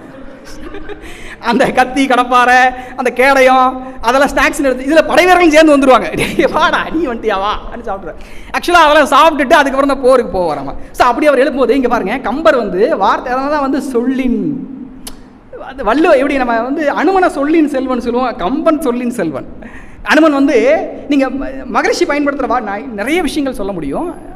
நம்ம இன்னொரு 10 நிமிஷத்தில் நான் முடிச்சிருவேன். 7:45 நம்முடைய 7:45 நான் முடிச்சிருவேன். ஆனால் மகரிஷியினுடைய சில விஷயங்களை நம்ம எடுத்துக்கிட்டு போவோம். இதெல்லாம் இருக்கியா ரொம்ப இனிமையாக ஏதோ இதெல்லாம் தெரிஞ்சுக்காம நம்ம போகணும் அப்படின்னா நம்முடைய வாழ்ந்து என்ன பயன்கிற மாதிரி தான், என்ன பயன்கிற மாதிரி தான். சரிங்களா? ஸோ அப்படி ஒரு நன்மையில் அந்த அந்த தாலாட்டுக்கு பாருங்கள், அந்த மென்மையான ஒரு நடை, நானே நானே நானே நன்ன அட்ரா நாக்கு முக்க இந்த டியூன் அப்படி போயிட்டு இருக்கோம். இந்த டியூன் இப்படி மெல்லிதாக போயிட்டு இருக்கோம் இல்லையா, அப்படியே போகக்கூடிய ஒரு அமைப்பு. அப்புறம் இன்னொன்று என்னென்னா, இவருடைய ஒரு விஷயம் ரொம்ப நம்ம இழிவாக நினைப்போம், ரொம்ப அருவருப்பாக இருக்கக்கூடிய ஒரு விஷயத்தை இவர் எப்படி புனிதமாக மாற்றுவார் பாருங்க. இதெல்லாம் கவிதையில் சாத்தியமாகும். மெஸ்மரிசம்பாங்க, அல்கமிம்பாங்க. ஒன்றுமே இல்லாத ஒரு விஷயத்தை வந்து நம்ம சில கலைஞர்கள் இருப்பாங்க, குப்பையாக இருக்கும். அதை என்ன பண்ணுவோன்னா அழகு பண்ணி பெயிண்ட் அடித்து அதை இதையும் பண்ணி ஷோக்கஸில் வச்சு போட்ட ப்ரைஸ் $1000. ஓகே ஐ வில் பாய் வாங்கிட்டு போயிடுவாங்க. அது குப்பையிலேருந்து எடுத்து பண்ணியிருப்பான். ஆனால் இது ஒரு கெத்து. பெயிண்டிங்ஸு இதெல்லாம் ஒன்றுமே இருக்காது, சாதாரணமாக இருக்கும். ஆனால் அதை அழகுபடுத்து. அப்போனா என்னென்னா, அந்த பிரம்மனுடைய கைகள்னு வச்சுக்கோங்களேன். ஒரு சிலருடைய கை என்ன பிரம்மனுடைய கைகள், ஒன்றுமே இருக்காது. இந்த சாப்டருங்கிறது ஒரு சாதாரணமான சாப்டருங்க. அப்போ நான் எடுத்து எப்படி பேசிகிட்டு இருக்கேன் பாருங்கள். இந்த கவிதை நீங்களாம் கேட்காம இருக்கீங்க, இந்த பாட்டெல்லாம் நீங்கள் பாடாமல் இருக்கிறீங்க. பட் நான் எடுத்து பேசிகிட்டு இருக்கேன்ல, அது யாருக்கிட்ட போகுதுங்கிறது முக்கியம். அதை எடுத்து அப்படியே ஒன்றும் இல்லைங்க. நீங்கள் அந்த அன்னாச்சி பழத்தை நீங்கள் அப்படியே விற்றா ஒரு ரேட்டு, பட் அதை வெட்டி கீத்து போட்டு அதை அழகு பண்ணி அதுக்கு அப்படியே பவுடர் கூடலாம் போட்டு பேக் பண்ணி போட்டு அதனுடைய காஸ்ட் 4 மடங்கு அதிகமாகிடும். இதை நீங்கள் இந்த மார்க்கெட்டில் விற்றீங்கன்னா அதனுடைய ரேட்டு ₹10. இதுவே நீங்கள் சூப்பர் மார்க்கெட்டில் விற்றா அதனுடைய ரேட் ₹50. இதுவே நீங்கள் வந்து ஒரு இதில் ஏர்போர்ட் ஸ்டேஷனில் அங்கே விற்கிறீங்கன்னா அதில் வந்து ₹500 வரும். அது என்ன பண்ணுறாங்கிறத பொறுத்து இருக்குது. எதுக்காக சொல்ல வந்தேன், இந்த ஒரு ஒரு ஒரு கழிவை எப்படி ஒரு புனிதமானதாக சொல்கிறாங்க. தகப்பனுடைய ஒரு கழிவை தாயார் ஏற்று, விந்து நாதம் அதை நம்ம ரொம்ப அருவருப்பாக பார்ப்போம்ல. விந்து நாதம் அப்படிங்கிறது அருவருப்பாக பார்ப்போம்ல. மலம் ஜலம் மூத்திரம் தும்மல் இந்த மாதிரிலாம் விஷயங்கள் உடல் கழிவுகள் தகப்பனுடைய ஒரு கழிவை தாயார் ஏற்று தன் கழிவை அதனோடு சேர்த்து அவளுடைய நாதத்தையும் தன் கணவருடைய விந்தையும் சேர்த்து தகப்பனுடைய ஒரு கழிவை தாயார் ஏற்று தன் கழிவை அதனோடு சேர்த்து சுகப்பினை மிக புனிதமான இந்த உடலை ஈந்தாள்கிறார். இந்த விந்தும் இந்த நாதமும் இந்த கழிவிலிருந்து வந்ததான் இந்த உடல் மிக புனிதமான உடல். நல்லா புரிச்சுக்க, மிக புனிதமான உடலா. இது எப்படின்னா, நம்ம திருமூலர் சொல்லுவார், உள்ளம் பெருங்கோயில் ஊன் உடம்பு ஆலயம். நம்மெல்லாம் புனிதமாக நினைக்கிறோமான்னு தெரியல, ஆனால் உடம்பு புனிதமானது. அதில் மாற்று கருத்திலே ஆலயமே உடலுடைய அமைப்பை வச்சு தான் அப்படி மல்லாக்கப்படுத்திங்கன்னா அதை கோபுரம், அப்படியே வந்தீங்கன்னா கம்பம், அப்படியே வந்தீங்கன்னா பிரகாரம், அப்படியே மூல மண்டபம்.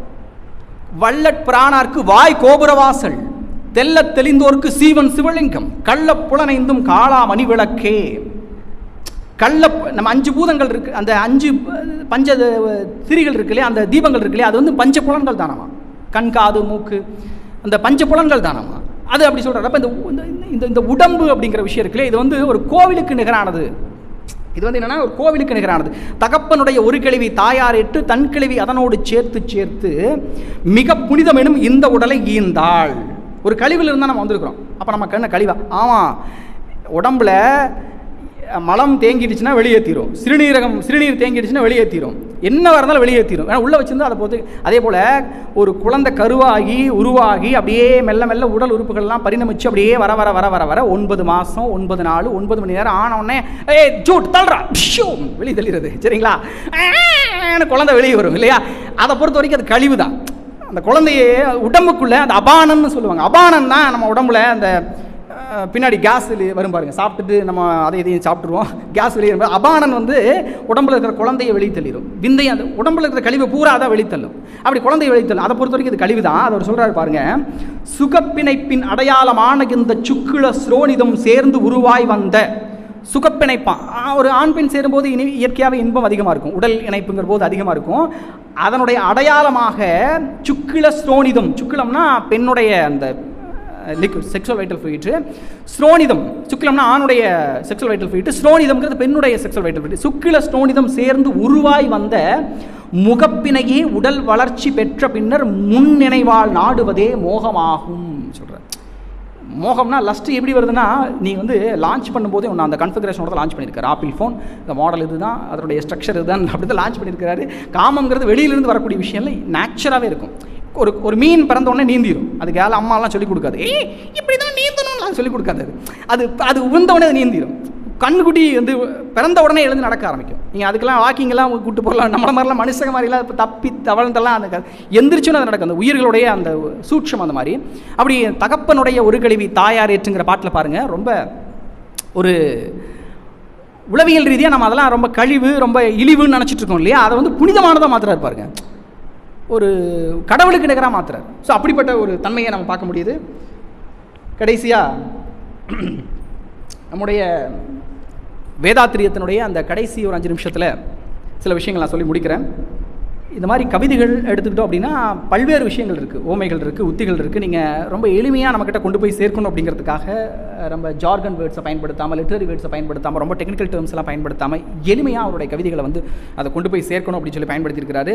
இந்த கவிதைகள் நமக்கு என்ன சார் பயன்படும், நமக்கு என்ன பயன்படும் அப்படின்னா, நம்ம அந்த நிறைய விஷயங்களை ஞாபகம் வச்சுக்கிறது கவிதை தான். இப்போ நான் நிறைய பேசிகிட்டு இருக்கேன் இல்லையா, அந்த நிறைய விஷயங்களை பேசுகிறதுக்கு நான் கவிதை தான் பயன்படும். நான் எவ்வளோ நேரம் வேணாலும் பேசுவேன் இந்த வேதாத்திரியத்தை பற்றி. நான் இல்லை, கவிதைகள் படிக்கக்கூடிய பழக்கம் இருக்கிறவங்க எவ்வளோ நேரம் வேணாலும் பேசலாம். அதுவும் டென்சிட்டி குறையாமல் பேசணும், டைலூட் ஆகிடக்கூடாதுல்ல. அதாவது பேச்சில் அந்த நீர்த்து போயிடக்கூடாது. இப்போ நான் பேசுகிறேன்னா ஜஸ்ட் அது தகரம் கிடையாது, அது தங்கமும் கிடையாது, அது வைரம், அது வைடூரியம், அது மரகதம், அது முத்து, அது கோமேதகம், அப்படி டைமண்ட்ஸாக இருக்கணும்ல. அதெல்லாம் எங்கேருந்து இன்புட் கொடுக்கணும், அங்கேருந்து இன்புட் கொடுக்கும். வேதாத்திரியோடைய கவிதைகளிலிருந்து, மகாகவி பாரதியாரோட கவிதைகளிலிருந்து, திருக்குறள்லேருந்து, திருமூலர் கொடுப்பார். இப்படி அவங்களுடைய இதெல்லாம் போய் சேரும்போது ரொம்ப டென்சிட்டியோட நீங்கள் இந்த ரேஞ்சுக்கு பேசியிருக்கேன், நீங்கள் எல்லாம் இதை வந்து கண்டிப்பாக உள்வாங்கிக்க முடியுங்கிற ரேஞ்சுக்கு நான் இதை பேசியிருக்கிறேன் சரிங்களா. அந்த ரேஞ்சுனா இப்போ கவிதைனா கண்டிப்பாக இசையோடு வரும் இல்லையா, அந்த ரேஞ்சுக்கு நம்ம பேசியிருக்கோம். அந்த கவிதையை அந்த ஒரு தளத்தில், ஒரு பரிமாணத்தில், அந்த பரிணாமத்தில் வந்து வேதாத்திரிய கவிதைகளை வந்து நம்ம கொண்டு போயிருக்கிறோம். அதில் ஒரு விஷயங்கள், சில சூட்சுமங்கள் சொல்கிற பாருங்க. நீங்கள் மகரிஷியினுடைய கவிதைகளை உள்வாங்கும் போது ஆதியனும் பரம்பொருள் மெய் எழுச்சி பெற்றுங்கிற ஒரு பாட்டில் மெய்யியல் இருக்கும், உளவியல் இருக்கும், உடலியல் இருக்கும், அறிவியல் இருக்கும், தாவரவியல் இருக்கும், விலங்கியல் இருக்கும், சமூகவியல் இருக்கும், அறவியல் இருக்கும். நீங்கள் அந்த பாட்டை நீங்கள் படித்து நீங்கள் புரிஞ்சுங்க. நீங்கள் நான் சொல்லிட்டேன், நீங்கள் அந்த பாட்டை நீங்கள் கேட்கும்போதோ அல்லது பாட்டை படிக்கும்போதோ அது இந்த மாதிரியான நோக்கத்தில் நீங்கள் பாருங்கள், அது அப்படியே வரும். இன்னொன்று, இந்த பிரணவ மந்திரம் ஓ ஓ இந்த பிரணவ மந்திரம் இருக்கு இல்லையா, அவருடைய அருட்காப்பு, அவருடைய வாழ்த்து, அவருடைய உலகநல வாழ்த்து எல்லாத்துலேயும் இந்த பிரணவ மந்திரம் வர மாதிரி தான் அமைச்சிருப்பார். அவர் கவிதை தானே, உலகமெல்லாம் பருவமழை ஒத்தபடி பெய்யட்டும், உழவரெல்லாம் தானியத்தை இவப்புடனே பெருக்கட்டும்,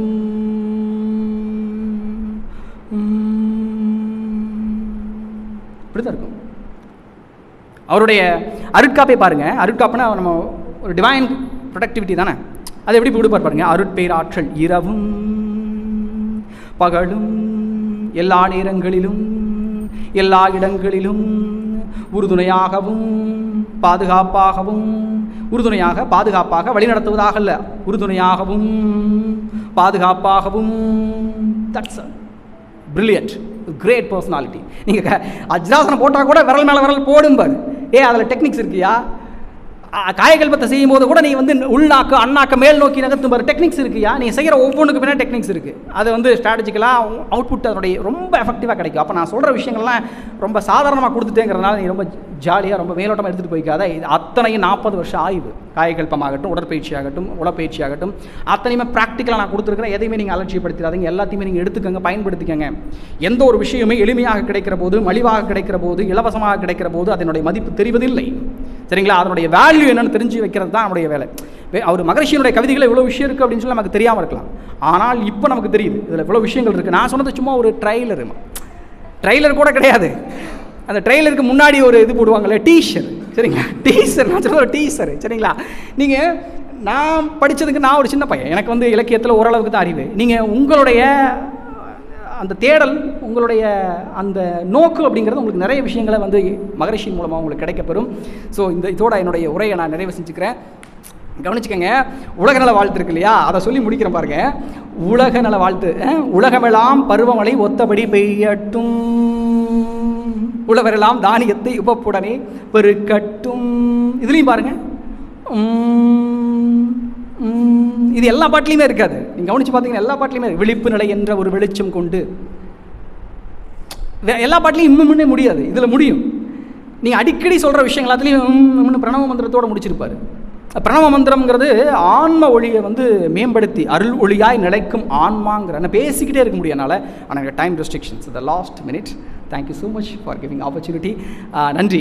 என்னை யான் அறிய வேண்ட இறைவா என் குருவாய் வந்தாய், சென்னியில் சிந்தை வைத்து சீர்தமம் முறையாய் செய்தேன், உன்னையே என்னுள் காட்டி உள் நிறைந்து அறிவாய் நின்றாய், முன்னை சேர் வினை தூய்மைக்கே முயன்று அற நெறி வாழ்கின்றேன். வாழ்க வையகம், வாழ்க வையகம், வாழ்க வளமுடன். இது வரைக்கும் பொறுமையாக கேட்டீங்க. நன்றி, எல்லாருக்கும் நன்றி. இதுகாரும் மிகச்சிறப்பாக மிகச்சிறப்பாக பேசிய நமது பேராசிரியர் வாழ்த்தி கூட்டத்தை நிறைவு செய்யும். அவள் தமிழாசிரியர், தமிழ் பேராசிரியர் மற்றும் மனவளக்கலை பேராசிரியராக இருக்கிற இடத்துல தமிழ் பாடலோடு வேதாத்திரி பாடல்களை கலந்து ரொம்ப ரொம்ப ரொம்ப சிறப்பாக, ரொம்ப ரொம்ப விளக்கமாக, வித்தியாசமான முறையிலே நமக்கு மிகச்சிறந்த சொற்பொழிவை கொடுத்திருக்கிறார்கள். மிகச்சிறப்பு, மிக சிறப்பு. எனவே ஐயாவை வாழ்த்தி கூட்டத்தை நிறைவு செய்வோம். பேராசிரியர் தினேஷ்குமார் ஐயா அவர்கள் வாழ்க வளமுடன், அவரது அன்பு குடும்பம் வாழ்க வளமுடன், அவர்களது அருள் தொண்டு வாழ்க வளமுடன், அவர்களது பொருளாதார மேம்பாடு வாழ்க வளமுடன். இன்று மாலை கூட்டுத்தவத்தில் கலந்து கொண்ட இருபால் மெய்யன்பர்கள் அனைவரும் வாழ்க வளமுடன், அவர்களது அன்பு குடும்பம் வாழ்க வளமுடன், அவர்களது அருள் தொண்டு வாழ்க வளமுடன், அவர்களது பொருளாதார மேம்பாடு வாழ்க வளமுடன், வாழ்க வளமுடன், வாழ்க வளமுடன். உலக நல வாழ்த்து.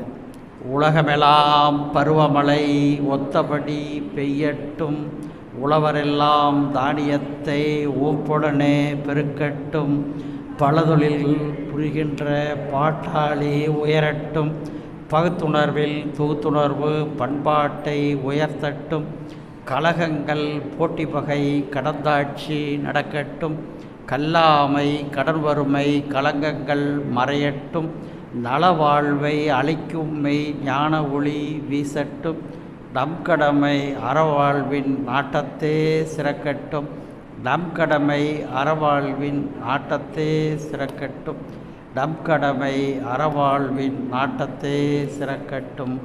வாழ்க வையகம், வாழ்க வையகம், வாழ்க வளமுடன்.